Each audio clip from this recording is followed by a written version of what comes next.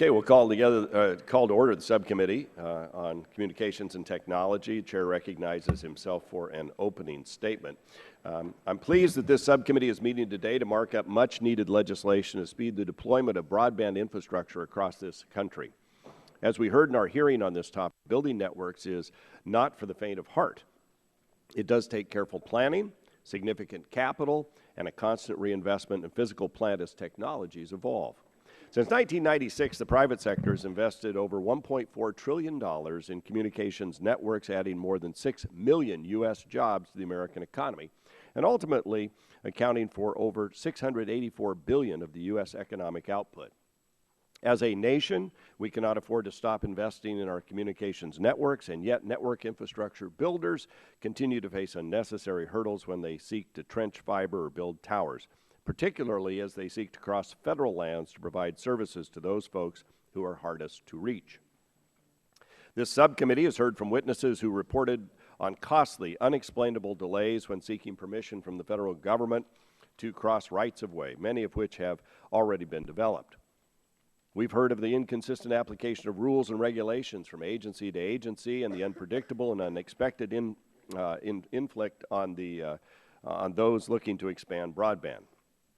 The loser in this process isn't the broadband provider, it is the American economy and each incremental American household that must wait unnecessarily for the benefits of broadband that pay the price for the sluggish bureaucracy. The draft bill before us represents a bipartisan effort to increase the efficiency of agencies, particularly the Department of Interior, in processing applications for access to rights-of-way. The legislation contains common-sense proposals for time limits, application tracking, and uniformity of procedures across the various agencies and field offices scattered across the country. The legislation requires agencies to be accountable for the efficiency with which they process permitting applications. The draft bill also works to improve information on where providers can deploy by establishing a national inventory of federal assets on which fiber can be hung, antennas can be attached, or wires can be trenched. Combined with the language of H.R. 3805, the Broadband Conduit Deployment Act, which requires certain federally funded highway projects to include conduit for communications facilities, this draft bill will provide a true roadmap for deploying 21st century information infrastructure. It's important to remember that this bill is a discussion draft. I'm aware that there are significant concerns on the part of electric utilities with respect to the proposed changes to utility pole attachments. While we seek to promote broadband deployment, that should not come at a cost to electric utility ratepayers. It's my understanding that bipartisan committee staff have been working with the utilities to ensure that their concerns are heard and that the bill that is moved out of the committee at the end of our markup process meets the needs of utility customers and broadband providers alike. In addition to the broadband infrastructure bill, the subcommittee will consider H.R. 1641, the Federal Spectrum Incentive Act. H.R. 1641 is the product of bipartisan consultation and collaboration between our colleagues, Mr. Guthrie and Ms. Matsui, and this is the second Congress in which we will consider this important legislation. This legislation contains creative proposals to encourage federal agencies to manage existing allotments of spectrum more efficiently and cede the remainder to the commercial sector, allowing federal entities to participate in an incentive auction that could provide the necessary capital to offset relocation or improve the efficiency of agency use. H.R. 1641 contains the subcommittee's work to provide as many high-quality legislative tools as possible to improve government spectrum efficiency and bring spectrum to market to meet our nation's wireless broadband demand. The United States is a world leader in broadband, both fixed and mobile. These two bills are common-sense legislation that will remove unnecessary barriers to increasing broadband deployment and improve Internet access in the home and on the go. I'm proud of this subcommittee's work on these issues and the bipartisan cooperation we have enjoyed working together to improve broadband Internet access for all Americans. So I want to thank my colleagues and urge you to vote favorably to report these bills to the full Energy and Commerce Committee. With that, I'd recognize the Vice Chair of the subcommittee, Mr. Latta. Well, thank you, Mr. Chairman. And access to high-speed broadband has transformed the way we live, grow our economy, and empower our communities. Americans are increasingly connected to networked and wireless devices, forcing broadband networks to grow in both scale and scope to keep pace with consumer demands. While there is a clear need for more investment in our broadband infrastructure, especially in rural areas like I represent in Ohio, the cost of building, maintaining, and upgrading networks can be significant. The discussion draft before us today recognizes these challenges and helps to eliminate barriers for deployment of this critical infrastructure. And I also thank the chairman for taking the concerns of our electric utilities into account as we work on this draft. Today, we will also consider H.R. 1641, the Federal Spectrum Incentive Act. This bill helps to address the growing demand for wireless spectrum capacity, providing federal agencies with an incentive to relinquish their unused spectrum licenses for commercial use. This bill will expand access to spectrum and better accommodate advanced mobile innovation. I applaud Mr. Guthrie and Ms. Matsui who work on this bill, and I urge its passage, and I look forward to hearing the comments from my colleagues, and I yield back. Thank you, Mr. Chairman. Gentleman yields back. Now it's time. Chair recognizes the ranking member from California, Ms. Eshoo, for 5 minutes. Thank you, Mr. Chairman, and good morning, colleagues. Last month, the Department of Commerce and the NTIA hosted a workshop in the heart of my congressional district to help communities expand access and increase utilization of broadband. There were more than 100 local, state, and federal leaders that attended, industry representatives, community activists, and other stakeholders. NTI's takeaway from the workshop may surprise all of you. They said that the state that gave us semiconductor chips, internet search engines, and smartphones faces the same digital divide challenges as the rest of the country. So I think that this fits into the beginning of our hearing today because the hearing is really all about doing something about what I just mentioned. And I want to thank you, Mr. Chairman, for seeing the advantage of the terrific ideas of members from both sides of the aisle, bringing them together as a package in order to expand broadband access to people in our country. I'm also very grateful to you for being the Republican lead on the Dig Once bill. And, you know, sometimes it takes time for things to mature around here, but that's okay. It's a great idea, and I think with your co-sponsorship of it, it really has helped to move the bill forward. We all know that while conduit is estimated to add less than 1% to the total project cost, the GAO estimates that the efficiencies implementing a Dig Once policy can save between 25 and 33% in construction costs in urban areas and roughly 16% in rural areas, which is very much your district. So there's widespread support. We heard it from the FCC commissioners and others, so thank you for that. The discussion draft also contains 5 other proposals intended to improve and streamline government processes that can hinder the deployment of broadband. And I think that these are all important ideas, including the Federal Spectrum Incentive Act, and bravo to Representatives Guthrie and Matsui for their work on this. We know that in order to advance a 21st century spectrum policy and meet our nation's growing needs for wireless broadband, not only needs, but demand for it, we have to think creatively about how to manage and relocate spectrum held by federal agencies. And so I'm pleased to join my colleagues as an original co-sponsor of the bipartisan legislation. And again, bravo to the two of you, because I think you've done outstanding work on it. So once again, Mr. Chairman, thank you for your work and for convening today's markup. I look forward to continuing our work together to bring the bills to the floor of the House. And when we do and pass it, enormous credit to the work of this subcommittee. I yield back. Then we will march en masse to the Senate together. Good. Get them to act. We'll turn now to the chairman of the full committee, the gentleman from Michigan, Mr. Upton. The great state of Michigan. The great state of Michigan. Despite our loss to the Buckeyes. Thank you, Mr. Chairman. There's no doubt that increasing available spectrum and simplifying broadband build-out processes for commercial use are indeed vital steps in ensuring America's continued broadband leadership. The explosion of mobile wireless broadband has transformed the way folks in Michigan and across the country communicate, consume information, and use all of the services that the Internet has to offer. To keep up with the ever-growing demand of this flourishing sector of the economy, broadband communication providers, both wired and wireless, must innovate and invest constantly. Both bills before the subcommittee today aim to make those investments happen. These bills are the result of bipartisan efforts to increase the ability of our country's communication providers to invest in networks and bring the power and freedom of broadband to every single corner of the country. Areas that don't have access will be disadvantaged, left behind socially and economically, and we are trying to fix that. The Federal Spectrum Incentive Act seeks to financially incentivize federal agencies to relinquish unused or unneeded spectrum, opening up additional spectrum to be auctioned for commercial use. The broadband legislation combines good policies that eliminate hurdles infrastructure builders must navigate in order to build the broadband backbone of our national economy.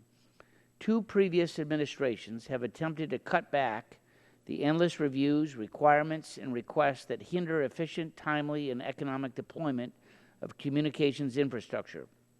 But some of these changes can only come from this body, the Congress, and it's time that we take action. Southwest Michigan needs broadband investment just like communities across the country. It's imperative that we make it easier for development in small towns like Dowagiac so that our rural communities can continue to compete in the 21st century global marketplace. I'm confident that the hard work that this subcommittee has produced are good policies that will become productive laws. The broadband economy is our nation's job creation engine, and we should be working to support it, not enacting laws and regulatory policies that hinder it. I would hope that we can continue this bipartisan effort to help our nation's communications networks thrive and lead our global economy. And passage today will mean that it will come before the full committee and then the House floor will work with our colleagues in the Senate to actually get it to the President's desk. And I yield back the balance of my time. Thank you. Gentleman yields back the balance of his time. Chair recognizes the gentleman from New Jersey, Mr. Pallone, for 5. Thank you, Mr. Chairman. As we all know, consumer demand for high-speed broadband is only going up, and to meet this demand, we must continue to invest in our nation's communications networks, just like our nation's other infrastructure. These are the networks that keep us in touch every day and keep us connected during emergencies, and that's why Congress's priority should never be whether to invest in this critical infrastructure, but how we invest. The best way to build the sound infrastructure is to ensure that both industry and the government are working together, and the bipartisan draft bill we're marking up today demonstrates how this is done. This bill focuses on sound and practical ideas to help the private and public sector work together to benefit the American people. For instance, this committee has repeatedly been told that broadband siting reviews can slow broadband deployment to some of the hardest to reach areas of the country. The solution proposed in this draft would have agencies streamline their internal procedures. In exchange, the agencies will be given the authority to collect fees from the applicants to help pay for the speedier reviews. And the end result is consumers get connected faster. These types of sensible solutions are the result of tireless bipartisan work across the subcommittee, but there's no rest for the weary. More must be done because more and more of our communications needs are wireless. And that means we need more infrastructure, but we also need spectrum. The budget deal we reached a few weeks ago was a good start, but I hope we can continue our bipartisan efforts to free more airways for commercial broadband. And that's why we're also marking up the Federal Spectrum Incentive Act introduced by Representative Doris Matsui. This way, we're working both sides of the problem. Only by continuing these twin efforts of improving network infrastructure and freeing up more spectrum can we meet consumer demands. And by working together, as we have done with these pieces of legislation, we can show the country that our government can still work for them. So I want to thank Chairman Upton, Chairman Walden, Ranking Member Eshoo, and all their staffs for all their efforts and dedication to meeting consumer demand and doing it the right way. And I'd also like to thank the Ranking Member of the House Committee on Natural Resources, Mr. Grijalva, and his staff for helping us improve this draft bill in very meaningful ways so that these changes do not sacrifice or negatively impact the environment. And I yield back the rest of my time. Thank you. Thank the gentleman for his work on these bills and his comments. We'll now turn to the gentlelady from Tennessee, Ms. Blackburn, the Vice Chair of the full committee, for 5 minutes. Thank you, Mr. 3 minutes. Chairman. Just a couple of quick comments.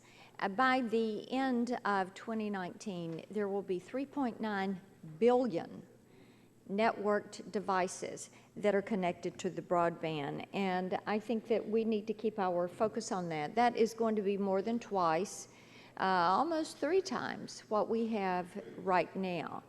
That requires that we be mindful of the utilization of the broadband and of the network. It also means we need to look closely at that CTIA report that has been there about spectrum, reallocating that 350 megahertz.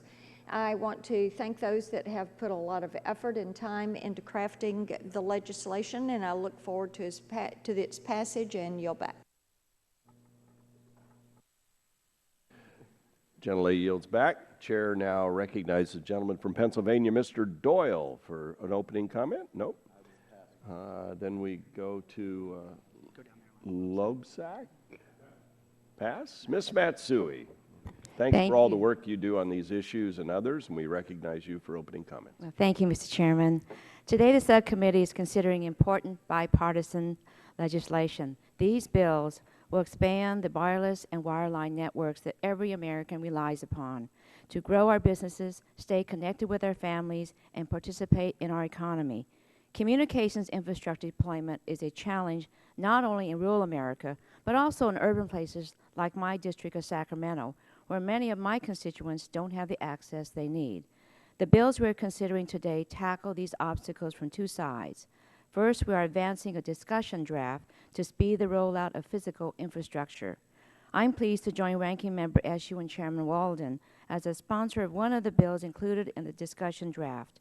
H.R. 3805 encourages dig once policies so that when highway projects are under construction, we also install broadband conduit. Second, we are approving bipartisan legislation that I co-authored with my friend, Congressman Guthrie, to make more spectrum available, which we know is critical for robust wireless networks. I want to also thank Chairman Walden and Ranking Member Eshoo, who also joined us as original co-sponsors of the bill. Spectrum is the invisible infrastructure of our 21st century economy. H.R. 1641 is an innovative approach to solving a problem this committee has been focused on for several Congresses: how to put more spectrum in the pipeline for innovation and grow our wireless economy. We know that the federal government is one of the largest users of spectrum, and that spectrum is essential for many federal agencies' missions. Our bipartisan bill creates a new approach to spectrum management by offering incentives for federal users to relinquish or share spectrum. It would create the first ever incentive auction for federal agencies and allow federal spectrum users to share in the revenues from the auction. The success of the AWS-3 auction earlier this year highlighted the incredible commercial demand for spectrum in the marketplace. As we look to the deployment of the next generation of wireless networks, we need an aggressive strategy so that the United States can continue to lead the world in 5G. Congress took some important steps in the bipartisan budget deal earlier this year to provide incentives for improving efficiency through the Federal Spectrum Relocation Fund. We need to do more to build on these provisions, and passing our bill, the Federal Spectrum Incentive Act, is a critical next step. I urge my colleagues to support our legislation and look forward to working together to help our wireless economy continue to grow. And I yield back, Mr. Chairman. Thank the gentlelady for her comments and her good work. We'll now turn to the gentleman from Kentucky, Mr. Guthrie. Thank you for your great leadership on these issues as well, and please go ahead. Thank you, Mr. Chairman. I appreciate you bringing this bill forward, and I'm here to speak on the Federal Spectrum Incentive Act of 2015. This is a bipartisan bill. I was proud to reintroduce this year with my colleague and friend from California, Congresswoman Doris Matsui. I always appreciate working together as co-chairs of the Congressional Spectrum Caucus. I'm very glad to see this bill advancing today as we work to expand the FCC's incentive auction authority to include spectrum use by federal agencies. This bill will provide financial incentives to encourage government agencies to relocate from spectrum they are currently occupying, freeing up spectrum for purposes of commercial use and innovation. These funds can be used to help pay for relocation costs or to offset sequestration cuts. Whether you use it to browse apps or news articles or on your mobile phone or as a first responder trying to get resources to an emergency situation, we all rely on spectrum. While we can't see spectrum, we know it is a limited and critical resource that affects nearly every aspect of our daily lives. In January, we saw huge success with FCC's Advanced Wireless Services Spectrum Auction, which raised an unprecedented $44.8 billion. And I'm hopeful that we can achieve similar success with future spectrum auctions. I want to thank the chairman for bringing this important legislation before the subcommittee for a markup, and I'd also like to thank Congresswoman Matsui for her continued leadership on this bipartisan issue, and I yield back the balance of my time. Gentleman yields back the balance of his time. Chair now recognizes the gentleman from New Mexico, Mr. Lujan, for 5 minutes. Mr. Chairman, thank you very much. I want to begin by thanking Chairman Walden and Ranking Member Eshoo, Chairman Upton and Ranking Member Pallone for their efforts to draft this important broadband infrastructure legislation. When it comes to broadband deployment, I've said this before, but it bears repeating. More than half of rural Americans and 2/3 of Americans living on tribal lands lack access to advanced broadband. We're currently failing too many Americans, and we must do better. Our nation's economic future and access for our constituents depends on it. The draft legislation before us today is a good start, and I'm pleased that the bill proposes to create a database of federal assets that could be used to support broadband deployment, something that would benefit New Mexico. New Mexico is also a land of vast and beautiful landscapes, and much of it, more than a third in fact, is administered by the federal government. That makes this bill's efforts to streamline the siting approval process at the Department of Defense, Department of Interior, and the Forest Bureau especially welcome news for my home state. I also want to thank Congresswoman Eshoo for again championing Dig Once legislation and for Mr. Walden for being an original co-sponsor. This common sense bill is an important step forward, and I'm proud to co-sponsor it. Mr. Chairman, there also is recognition of the work that the staffs did in paying attention to NARUC, the National Association of Rural Utility Commissioners, a body that I was once proud to be a member of. I know that Ray Baum was proud to be a member of as well, who works on the staff. And there's several recommendations that have come out of NARUC that are also included in the base legislation and the proposal that's before us. One area that's not included, though, and we were hopeful that the BIA, through a rulemaking, might be able to address this, was a recommendation that there be an evaluation of working with federal assets, tribal lands, local governments, including cities and counties, as we have a conversation about easements and rights-of-ways and how we can best to work with one another as well based on the current parameters that we have before us. And I certainly hope that as we get to full committee markup and with other conversations, that this is a provision that we could consider as well, because there's multi-committee jurisdictions in this capacity, but nonetheless, as we talk about access into different communities, there have been some filings by tribes that have suggested that deployment of services will not extend into those communities because of the liability associated with the assets of entering into those lease agreements as well. And so we're holding back the opportunity to expand those services into those communities. So I would just point that out, Mr. Chairman. And again, for all the work that everybody has done in this space, I just want to say thank you so very much and look forward to getting this to the President. Thank you, Mr. Chairman. Thank you. Thanks for all your good work. Are there other members on the Republican side that would like to give any opening comments for our markup? If not, and no other Democrats, I think we can proceed then. Your opening statements obviously will be part of the official record if you have written ones you want to submit. We now call up the discussion draft and ask the clerk to report. Discussion draft to amend the National Telecommunications and Information Administration Organization Act to facilitate the deployment of communications infrastructure by providing for an inventory of federal assets for use in connection with such deployment, to streamline certain federal approvals of communications facilities, to provide for measures to promote the use of utility poles in the deployment of broadband, and for other purposes. Without objection, the first reading of the bill is dispensed with, and the bill will be open for amendment at any point. So ordered. Are there any bipartisan amendments? Are there any amendments? The Question now occurs on forwarding the discussion draft to the full committee. All those in favor will say aye. Aye. Those opposed will say nay. The ayes appear to have it. The ayes have it, and the bill is favorably reported. The chair now calls up H.R. 1641 and asks the clerk to report. H.R. 1641 to amend the National Telecommunications and Information Administration Organization Act to provide incentives for the reallocation of federal government spectrum for commercial use and for other purposes. Without objection, the first reading of the bill is dispensed with. The bill will be open for amendment at any point. So ordered. Are there any bipartisan amendments? Seeing none, are there any amendments? Seeing and hearing none, the question now occurs on forwarding H.R. 1641 to the full committee. All those in favor say aye. Aye. Those opposed, nay. By golly, the ayes appear to have it. The ayes have it, and the bill is favorably reported. Without objection, staff is authorized to make technical and conforming changes to the legislation approved by the subcommittee today, so ordered. Without objection, this subcommittee now stands adjourned. I thank the members for their great work.